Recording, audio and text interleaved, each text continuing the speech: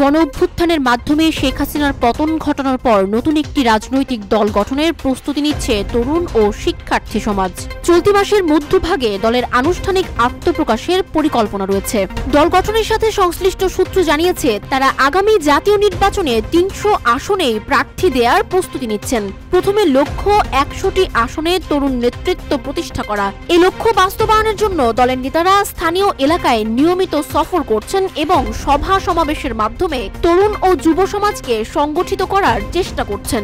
গণ অভ্যুত্থানের পরপরই নতুন দল গঠনের কাজ শুরু করে জাতীয় নাগরিক কমিটি। নাগরিক কমিটির সদস্যরা জানিয়েছেন, দলের নাম, গঠনতন্ত্র এবং নেতৃত্ব নিয়ে এখনো শেষ মুহূর্তের আলোচনা চলছে। প্রাথমিকভাবে দলের শতাধিক নাম প্রস্তাবিত হলেও তা কমিয়ে আনা হয়েছে। গঠনতন্ত্র তৈরির কাজও অনেকটা এগিয়েছে, যদিও নেতৃত্ব নিয়ে আলোচনা চলছে। তবুও নাহিদ ইসলামকে দলের মূল নেতৃত্বে দেখা যেতে পারে।